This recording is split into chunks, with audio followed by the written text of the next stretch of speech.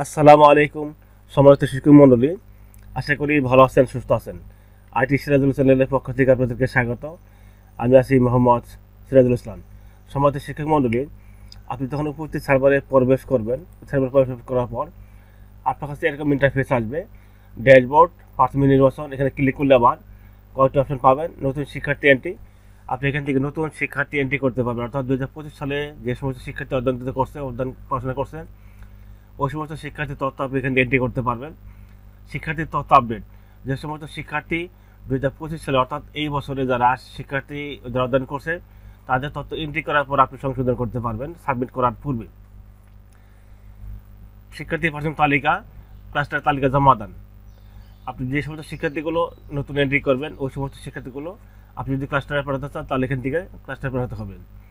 এবার হচ্ছে বেনিফিশিয়ারি শিক্ষার্থী, এখানে হচ্ছে বেনিফিশিয়ারি শিক্ষার্থী, এখানে শিক্ষার্থী শ্রেণী হালনাগাদ, এখান থেকে যে সমস্ত শিক্ষার্থী 2024 বা তার পূর্ব থেকে আপনার বিদ্যালয় অধ্যয়ন করছে, পড়াশোনা করছে, ওই সমস্ত শিক্ষার্থীর তথ্য হালনাগাদ আপনি কীভাবে করবেন সেই সমস্ত শিক্ষার্থীর হালনাগাদের ক্ষেত্রে এখানে দিয়ে কাজ করতে হবে। এবং হালনাগাদ করার পর শ্রেণী হালনাগাদ ক্লাস্টার জমাদান, এখান থেকে আপনি ক্লাস্টারে জমা দিতে পারবেন বা জমা দিবেন।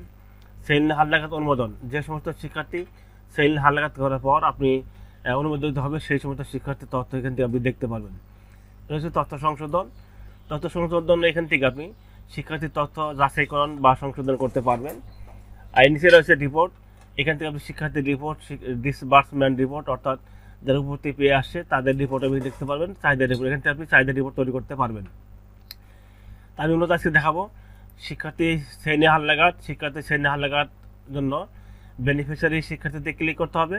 এখানে আপনি 3টি অপশন পাবেন। এখানে শিক্ষার্থী শ্রেণী হালনাগাদ আমি ক্লিক করব। এখানে কাজ করার পর আপনার যখন ক্লিক করবেন তখন আপনি আপনার বিদ্যালয়ে যে সমস্ত শিক্ষার্থী 2024 বা পূর্ব থেকে অধ্যয়ন করে আসছে বা পড়াশোনা করে আসছে ওই সমস্ত শিক্ষার্থীর তথ্য আপনি এখানে দেখতে পারবেন। প্রথমে থাকবে আপনার প্রতিষ্ঠানের নাম, শ্রেণী, রোল নাম্বার, শিক্ষার্থীর নাম, জন্ম সনদ নাম্বার থাকবে, এনআইডি নাম্বার থাকবে, অভিভাবক বা বেনিফিশিয়ারি নাম থাকবে এবং অ্যাকাউন্ট নাম্বার বা মোবাইল নাম্বার থাকবে এবং সেটি সক্রিয় না নিষ্ক্রিয় আছে সেই স্ট্যাটাস দেখাবে। এবং তার পাশে রয়েছে আই বাটন, ভি বাটন, এখান থেকে আপনি ওই শিক্ষার্থীর সমস্ত তথ্য দেখতে পারবেন।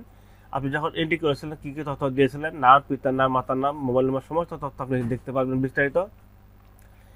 এবং তার পাশে রয়েছে এডিট বাটন, এখান থেকে আপনি এডিট বাটনে ক্লিক করলে পরে আপনি সমস্ত তথ্য ওই শিক্ষার্থীগুলোর তথ্য আপনি হালনাগাদ করতে পারবেন। তাহলে আমি এখন এখান থেকে আমি একটি শিক্ষার্থীর তথ্য আমি হালনাগাদ করে দেখাবো।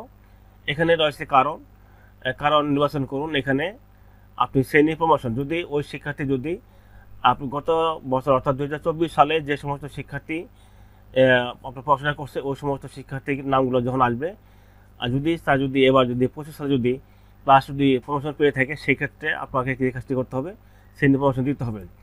আর যদি পুনরাবৃত্তি হয় অর্থাৎ 2024 সালে যে সমস্ত শিক্ষার্থী যে ক্লাসে ছিল 2025 সালে এসেও ঠিক ওই ক্লাসে আসে বা পুনরাবৃত্তি বা রিপিটার আছে, সেক্ষেত্রে আপনাকে পুনরাবৃত্তি সিলেক্ট করতে হবে। আর ভুল এন্ট্রি রয়েছে এখানে ভুল এন্ট্রির ক্ষেত্রে এখানে আপনার যে সমস্ত শিক্ষার্থী কোনো কারণবশত তথ্য ভুল হয়ে গেছে, অর্থাৎ বাস্তবে 2025 সালে 5-এ থাকার কথা বা 4র্থ শ্রেণীতে থাকার কথা কিন্তু রয়েছে অন্য ক্লাস, যদি তথ্য ভুল হয় সেক্ষেত্রে আপনি ভুল এন্ট্রি দিতে হবে এখানে।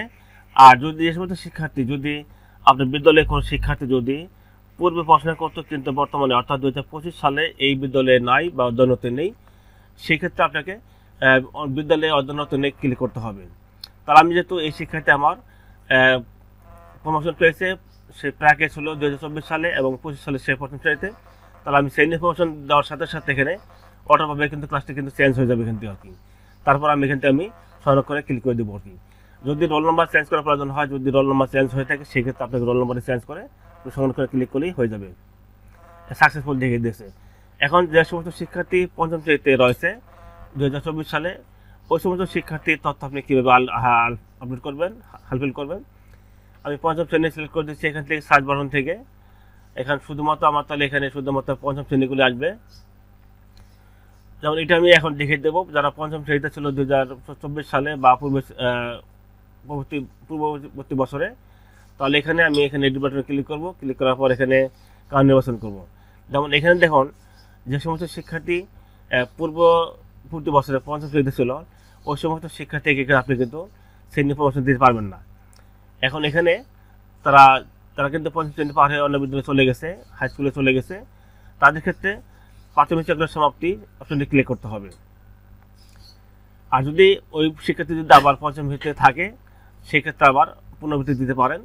আর যদি পঞ্চম শ্রেণী পাস করে হাই স্কুল বা মাধ্যমিক লেভেলে চলে গেছে, সেই ক্ষেত্রে প্রাথমিক চক্রের সমাপ্তি উল্লেখ করতে হবে। আর যদি ভলেন্টারি থাকে তাহলে ভলেন্টারি সিলেক্ট করতে হবে। আর যে সমস্ত শিক্ষার্থী আপনার বিদ্যালয়ে নেই, অন্য বিদ্যালয়ে চলে গেছে বা আপনি তাদের তথ্য জানেন না, ওই সমস্ত শিক্ষার্থীর ক্ষেত্রে বিদ্যালয়ে অধ্যয়নরত নাই উল্লেখ করতে হবে। যেহেতু এই শিক্ষার্থী পঞ্চম শ্রেণী পাস করে চলে গেছে, আমি তো এখানে দেবো প্রাথমিক চক্রের সমাপ্তি দেবো, দিয়ে এখানে আমি এখানে সংরক্ষণ দিলে হয়ে যাবে। সেক্ষেত্রে আপনাকে শিফট রোল নাম্বার কিছু পরিবর্তন করতে হবে না, আমি সংরক্ষণ দিয়ে দেবো। সাকসেস। সমস্ত শিক্ষক মন্ডলী আপনি এইভাবে সহজেই আপনার বিদ্যালয়ের শিক্ষার্থীদের শ্রেণী হালনাগাদ করতে পারবেন। সমস্ত শিক্ষক মন্ডলী, যদি এই ভিডিওটি আপনাদের একটু হলে কাজে উপকার আসে, অনুগ্রহপূর্বক আমার চ্যানেলটি সাবস্ক্রাইব করে পাশে থাকবেন। ভিডিওটি এতক্ষণ দেখার জন্য আন্তরিক ধন্যবাদ।